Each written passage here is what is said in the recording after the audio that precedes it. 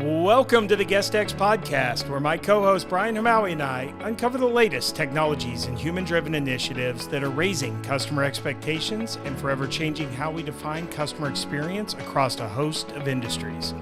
If you're passionate about creating incredible content and unique experiences, join us as we talk to leading product and experience experts across the globe and learn about how today's most successful brands are setting themselves apart from the competition.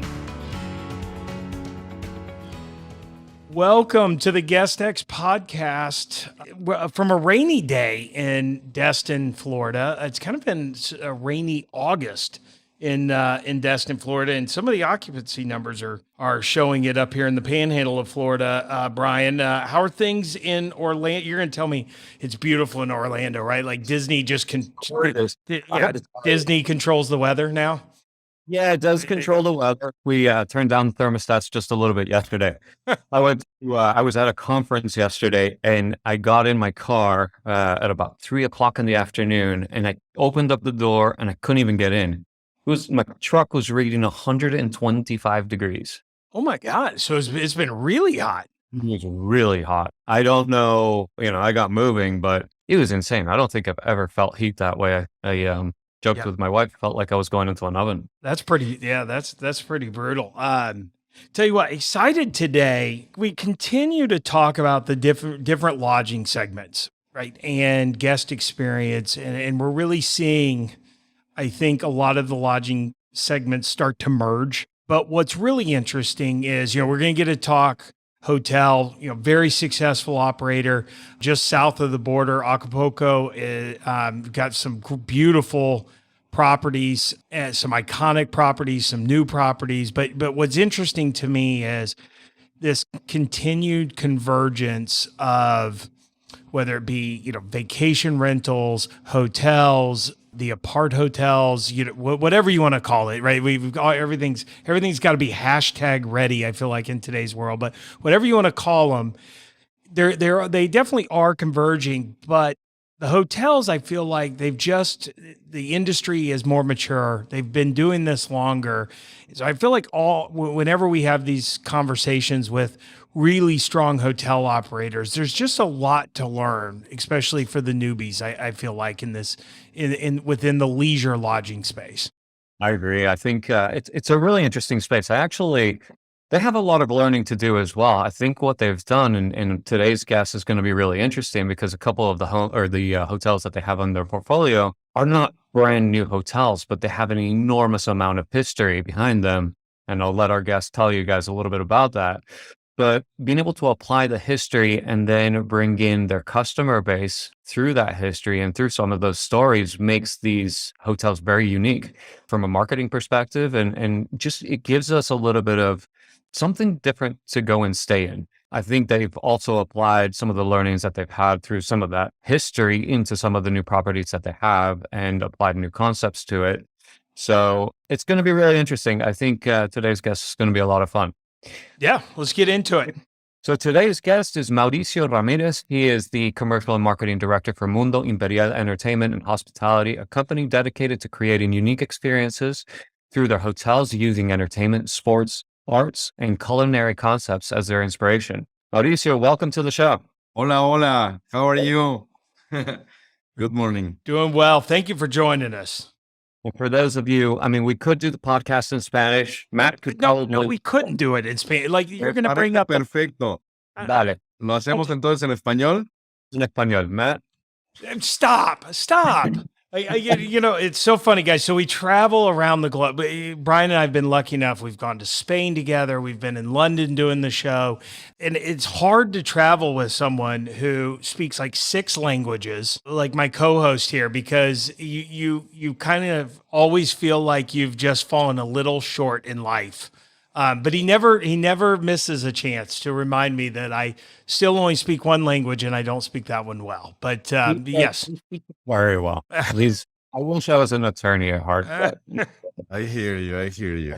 Well, welcome to the show, Mauricio. I'd love you to get started. Let's get a little bit of your background for the audience that doesn't know you, and then give us a little bit of background on the hotels as well, the concept behind what you guys do. Well, first of all, thank you, Matt, and thank you, Brian, for the invitation. as you said, well, I'm Mauricio Ramirez. And about my personal background, well, I started this business many years ago, and I could say that I was thinking of becoming. I studied actually communications and what we call radio broadcasting. So I'm kind of know what you're doing, but at some point I said, I think I'm not that good at talking to the public, so I rather go to the hospitality because it was more my feeling. No, I started many years ago in Mexico City, working at 15 years old in clubs and whenever my mom used to let me when my mom used to let me go, and it was just to get a little bit of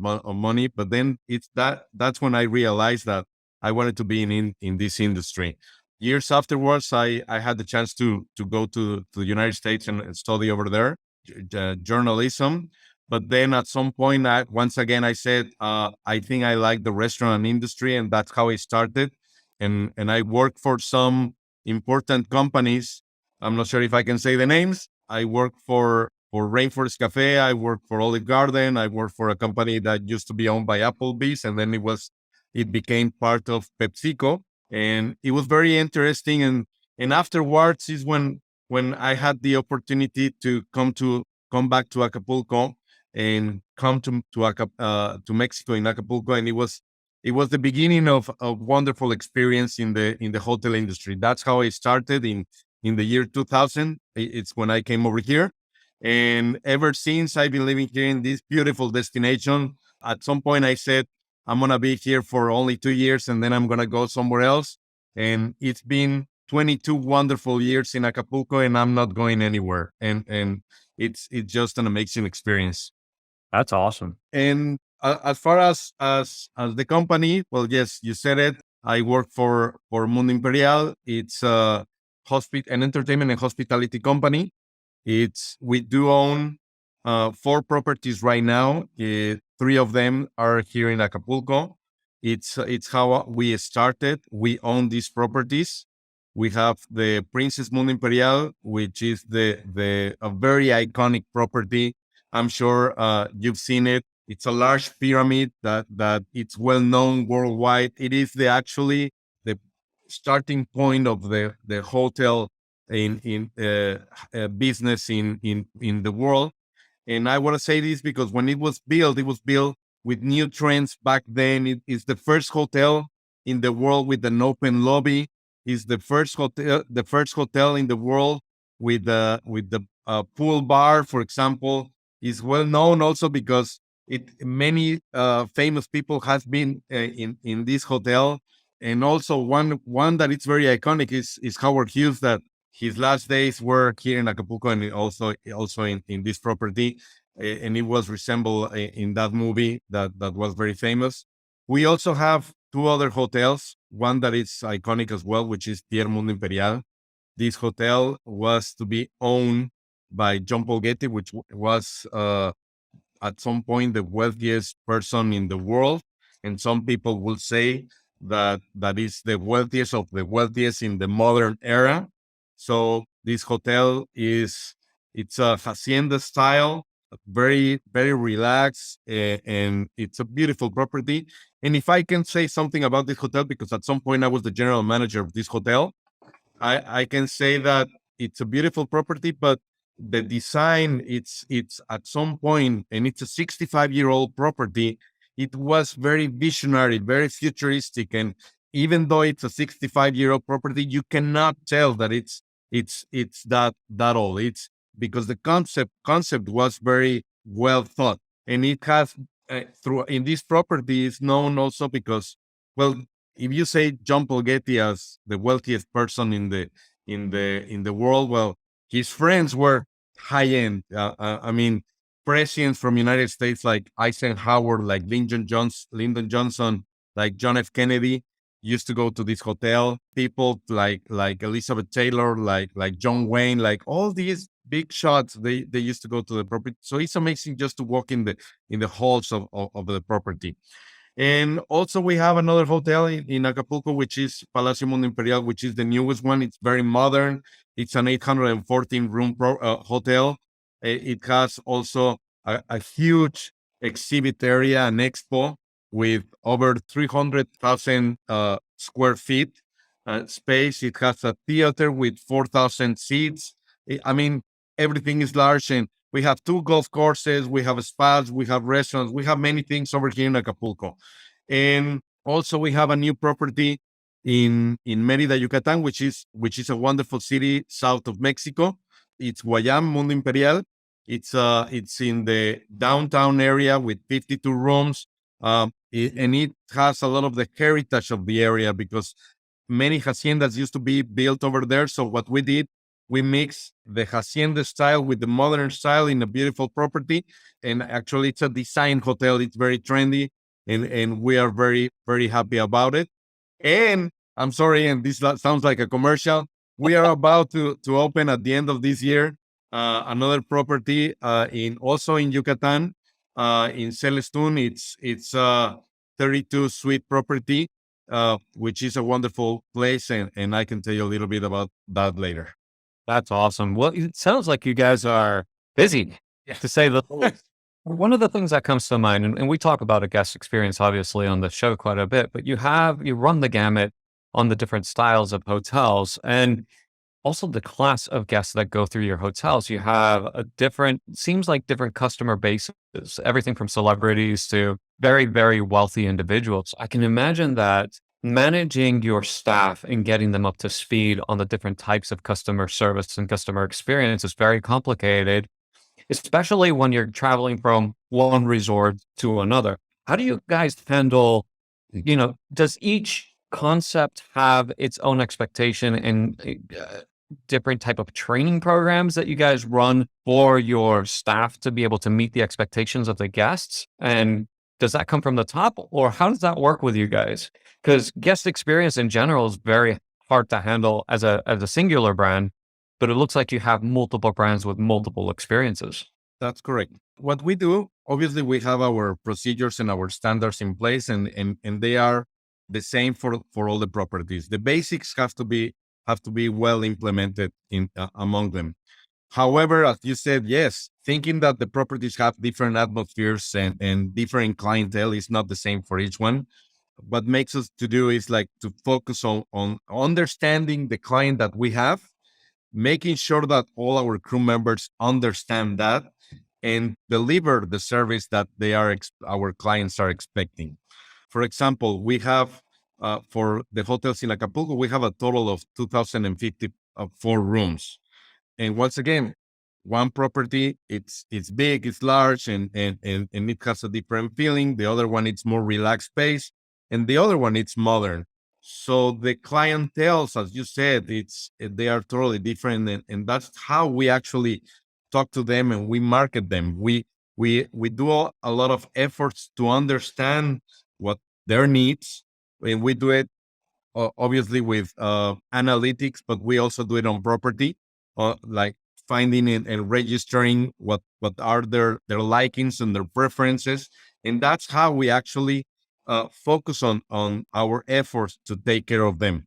With so many rooms, like as I mentioned, the clientele that we have is very diverse, and you see that now there are a lot of trends, and I can say a little bit about them.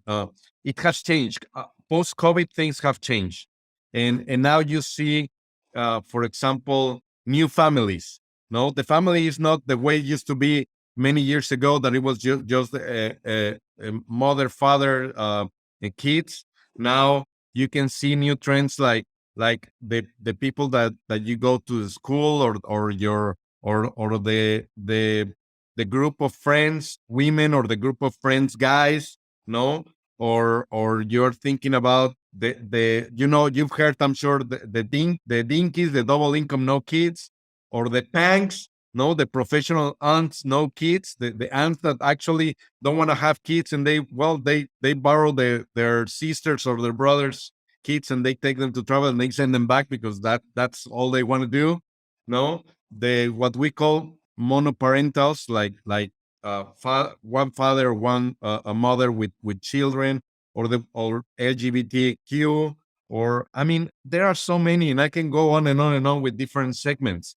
No, so So we are. It is a challenge for us that we want to talk to all of them because, but we have many rooms, so we have to fill them up, and it's interesting. It's actually very fun to do it in order to focus on each one of these segments and each and talking different ways to each one of them. Yeah, it's interesting, Brian, because one of the advantages, and we've talked about this, that the hotels do have, but it can be a disadvantage to some extent as well. But one advantage they have is they control the property, The whole as property. the whole property. So as you know, a property that I think Mauricio said they've had for 50 years, right?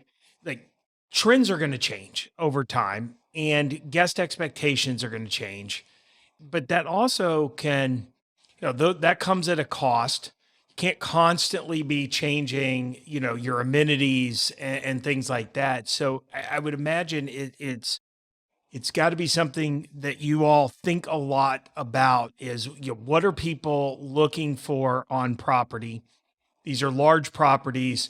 Do you have a feeling, are most of them coming to stay on property, or are they looking to get off property and go do things around the resort? What have you found is kind of, what are people looking for now? I think, to be honest, it's a mix of everything. You said it right. We have properties that one 65 years old and the other one 50 years old. So we don't do the same things like many years ago. No, so now we have to adjust to whatever is happening. We are actually working in attracting the new generations and talk to them because it's the future. Okay. So, and what we see is some of them will love to stay in the property and just enjoy and relax and don't go anywhere else. We see that.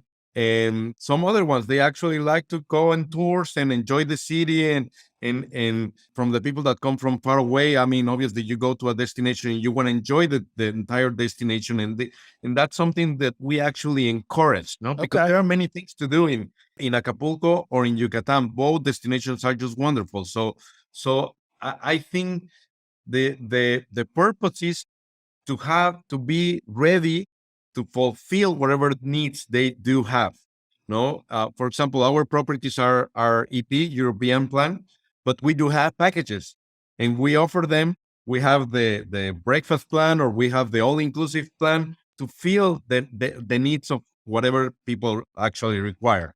No, so and we are actually also focused on the experiences on property in order to capitalize to obviously we are a business and we try to get as much more as more as we can, like getting like our restaurants be so attractive and for example in the gastronomy area what we do is we partner with celebrity chefs in Mexico and they work here in our properties, like very well-known chefs over here, and it has been successful. They actually take care of our restaurants. People love to go to them, and that way they actually enjoy their experiences in the property. And it's and considering that our hotels are large, it's like a destination within the destination.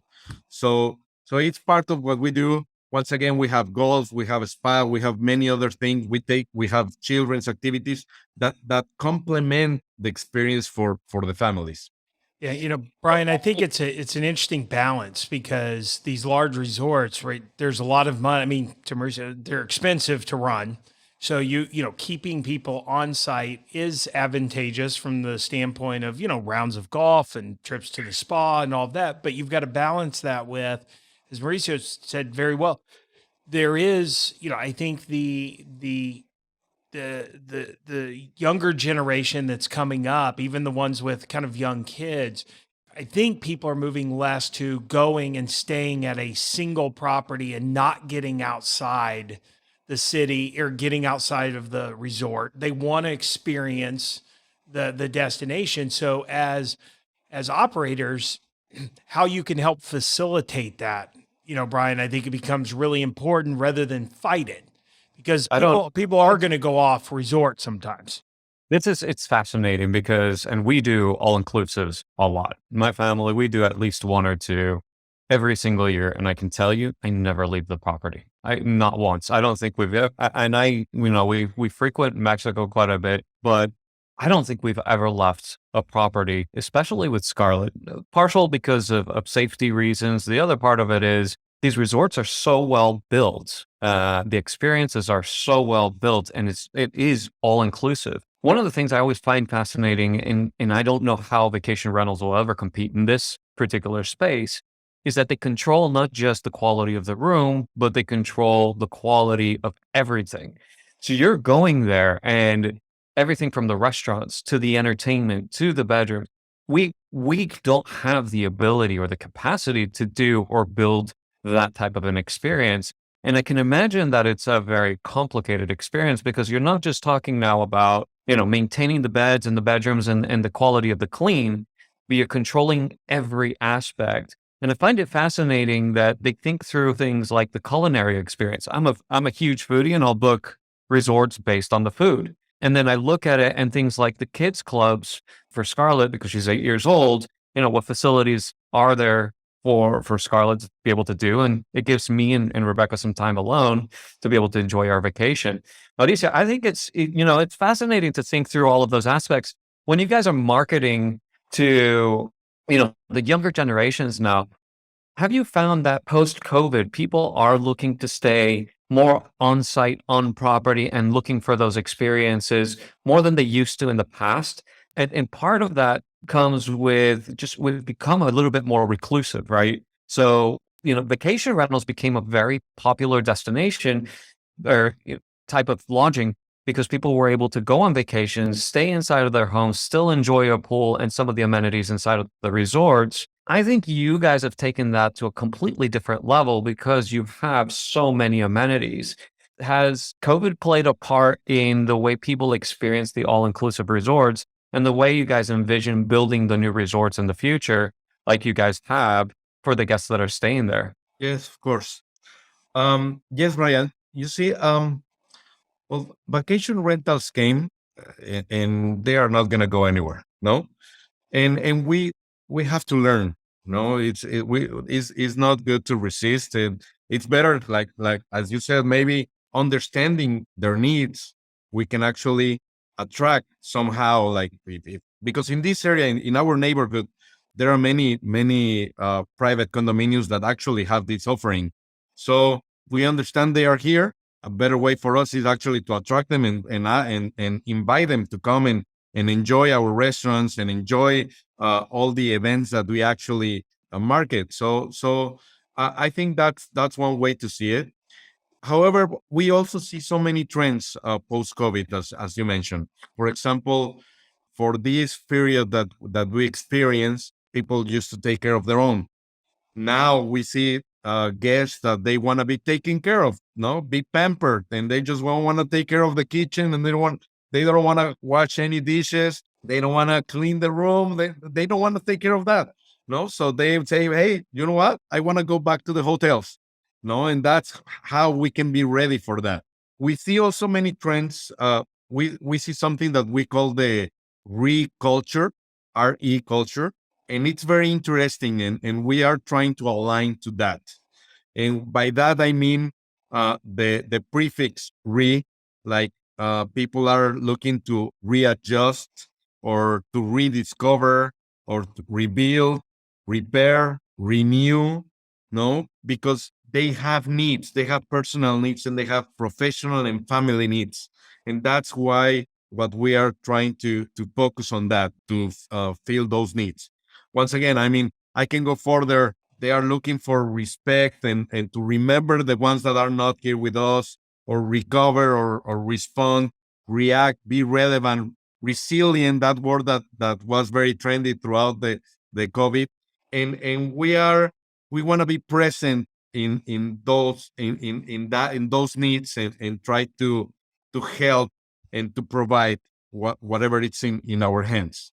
Yeah, and I think that it is interesting because I think you mentioned there, Mauricio, and that is something you see in the data, which is when people talk about resorts like yours, it is the amenities that really stand out to them. And I think the operators like you all who have really, really succeeded through this have leaned into that and have continued to improve them because that ability to eliminate friction around the vacation. You mentioned being pampered, right? It is an escape, and I think over the last couple of years, probably people have needed an escape from the reality, probably more than ever. And to be able to do that, though, it's a lot easier if you eliminate than having to decide, well, where are we going to go eat tonight and how far away is that and how do we get the groceries, especially if you're going into a foreign country. Some of those can be a little, anxiety creating if you haven't done it before. And to be able to just land and not have to think, I think is really smart for you all. Are there amenities now? I mean, obviously you mentioned the restaurants. Are there amenities that you're seeing become more popular, or is it just shifts in the amenities? Is it still the pool? Has the spa become? Is the workout facility? I mean, I imagine your amenities continue to evolve. And how do you guys do that? Do you have a group in your corporate office that is constantly evaluating how to use common areas and when to improve them and changes to make? Well, ideas come from the entire organization, no? Yep. From our crew members that are on the field taking care of guests, and they listen, no, and they receive feedback and they share it to the board. So we have a way to communicate that, to receive all this feedback from our guests. And if we see that there is some trend, then we try to actually enforce an action or something like that to work around that. And yes, once we gather all this information, then we say, hey, there is an area, an opportunity that we can maximize, and it can become very successful. And we do it together with everyone involved in the operations committee and the board committee. No, so that's how we actually do it. And there are many things that are changing. Like for example, now our guests are more conscious about the world, and become more understanding that we have to take care of our planet. So one of the things that we're actually switching, and many hotel brands are doing that, or they already done it, like the amenities, like the shampoo and the body, the cream, and things like that. Well, now the containers are larger. You don't waste the bottles, and issues like that, like taking care of adjusting the properties to the energy, and not to actually waste any kind of energy. Those are things that are happening, and our clientele is telling us to change, no, like that. Some other things that are happening to us, and I mentioned that we are an entertainment and hospitality company, is that we don't see ourselves, and we try to differentiate ourselves from other brands by the entertainment, because it's not only, for us, it's not only the a wonderful room, a great pool, or a great restaurant experience, which are also, those are great, but we feel, or we believe, that our guests are looking for something else. Yeah. And that's how we actually change and say, hey, let's do something totally different, and focus on different experiences that are not very common. No. So what we do, we organize with partners that specialize in different segments, or we do it ourselves as well. We organize different events, and they can be sports. For example, we partner with a company, and we have in our premises in Acapulco an Ironman event, Tour La France race, and Spartan race, which is another type of similar race with hurdles and obstacles. We have a triathlon. Well, as probably we own a stadium, which is the Arena GNP Seguros, we host the Abierto Mexicano de Tenis, which is the tennis open and one of the most important tennis tournaments in Latin America. Like, for example, this last edition, we had Rafa Nadal, Medvedev, Zverev, Berrettini, Tsitsipas, Dimitrov, some of the top 10, the most important players in the world, they come over here and play, and they provide a great show, and it's a wonderful experience. We do have also another tournament that it's World Padel Tour. Padel, I'm not sure if you heard it. It's a sport that actually was created in Acapulco, and after here it went abroad to the rest of the world. Is very well known in Argentina, in Spain, and many other places. And now it's coming back to Mexico, and we have an event over there with them. So that's another experience. We have hosted also. Well, we have two golf courses, and we organize golf. And we actually, some of the things that we do, we mix golf and gastronomy experience, and we create a tournament in which all the people that come here and they play golf, and afterwards at the end we bring all these celebrity chefs to actually showcase for them.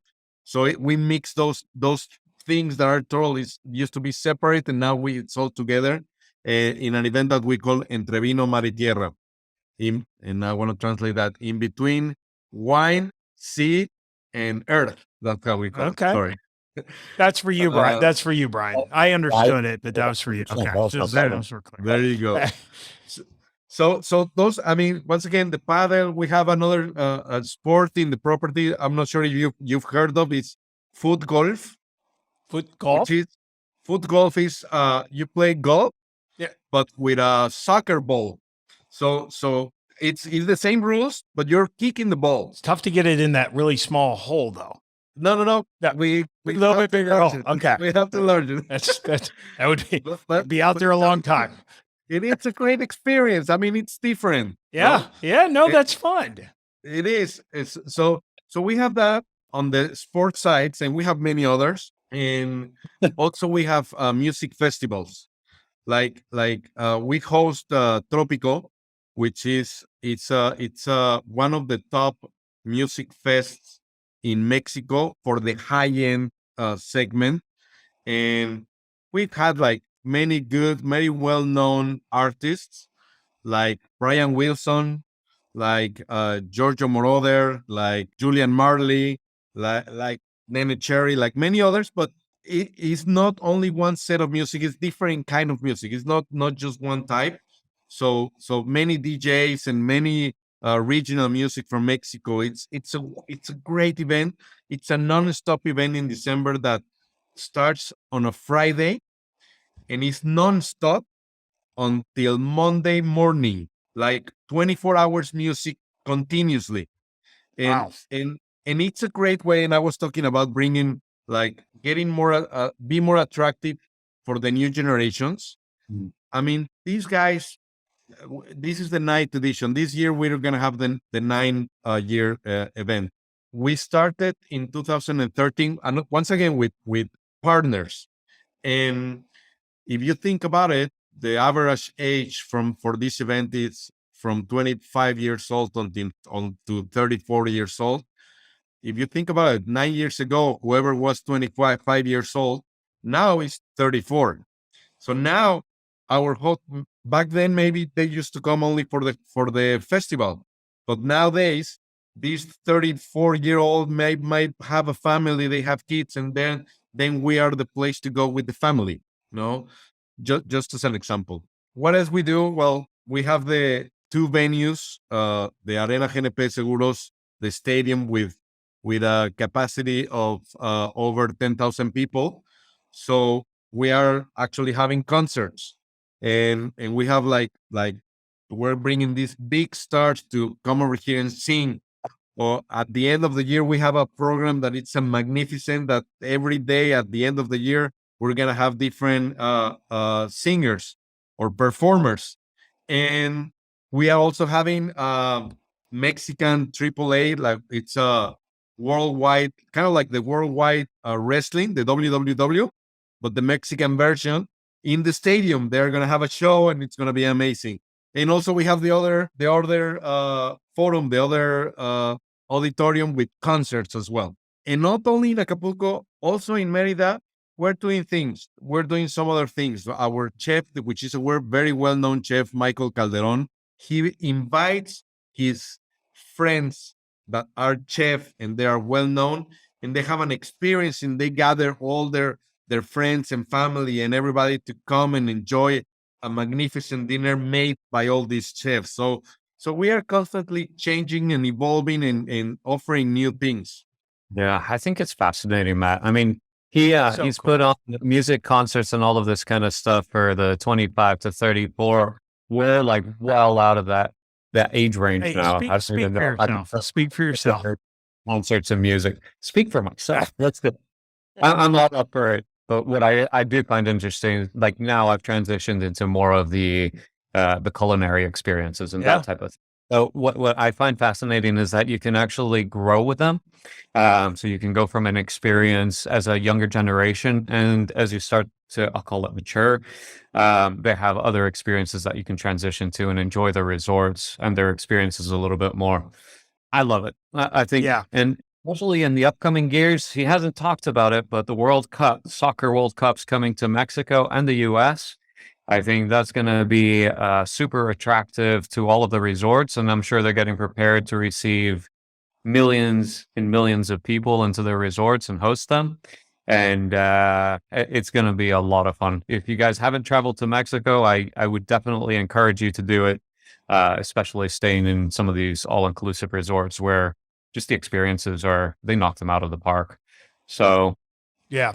No, I think too. I think your point is well made. The ability to, when you're running these large properties, really what they're doing is kind of what our more convention and visitor bureaus or our destination associations try to do, which is create experiences that then also drive people to the area. But when you're large and you own a lot of the facilities, but I think it's a good lesson that just having the amenities there isn't enough. You've got to create these experiences around the amenities, because it's really, that's where the memories start happening. And that's where the real, I think, that's where it becomes emotional for people is not only that you have great restaurants, but to your point, Brian, then there's this experience around, around the food with different chefs coming and things that kind of takes it to a whole new level. Mauricio, that's,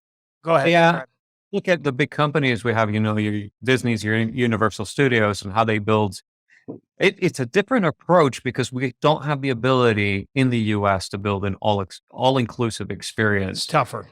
They build an experience. You Yep. do not leave Disney World. You're coming here for a week, you're staying on the resort on property, you're experiencing all the parks, and it becomes that one memorable time of your life where you can say, when I was 13, I went to Disney. I spent my entire week there. You knew everything that happened during that experience. You walk away and it stays with you for the rest of your life. I think these are a similar approach where they can build a very similar type of experience because they control it all. Yeah, no question. And I think, Mauricio, thank you so much for spending the time with it. The one thing I can sense is the passion, not only for the area, but for the product, for what they're delivering. And I think it's important for operators to remember that comes through. Even if you're not the person any longer who's walking the floor of your hotels every single day, or that is interacting with your guests, it's going to come through from you to your staff, and that's how they're going to then approach their job. And at some level, they are interacting with those guests, and energy is contagious. It is contagious, and I can sense it. I can sense why you haven't left in the 22 years. Your 2 years became 22 years, and I think getting that through to the guests is really important. So thank you so much for spending the time with us today. We really appreciate it. Thank you, Matt. Thank you, Brian. No. I appreciate that you're doing this. You're helping us share our excitement and what we do. You said it right. We're I am very proud of what I do, and we have great people over here in our hotels in Acapulco and also in Merida that actually share our philosophy, our values, which are very important for us. Stay in touch. We have more things to come. We have the property that I was telling you about in Celestun, which actually it's a wellness property. Once again, I mean, Yeah. it's things are changing. People are Yep. looking for new things, and that's going to be entirely focused on wellness, bringing a different experience. It's a renovated property, and it's just amazing. When's that it- gonna open, Mauricio? that's going to be open on the first week of December. Okay. On the first stage, and then because we are renovating this property, and it has 32 rooms, but we are actually going to grow it on next year, and it's going to be an 80-room property. But just the natural reserve around it is just gorgeous. It's just amazing. Just arriving with it's a different feeling, and it changes emotions. Mauricio, before we go, if people want to do a search for your properties, where can they go to book your home or your units? You can find us on our web pages, mundoimperial.com.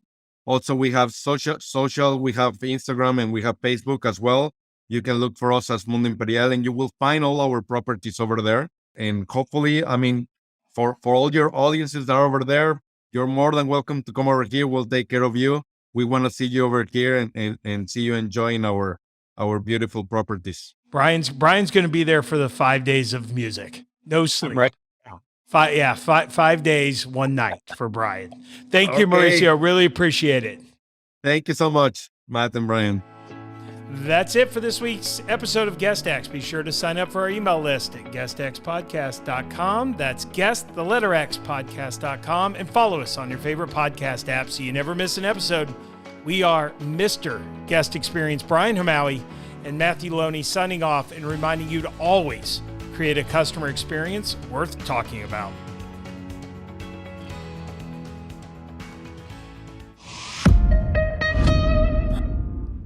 This podcast is a Hospitality.fm production.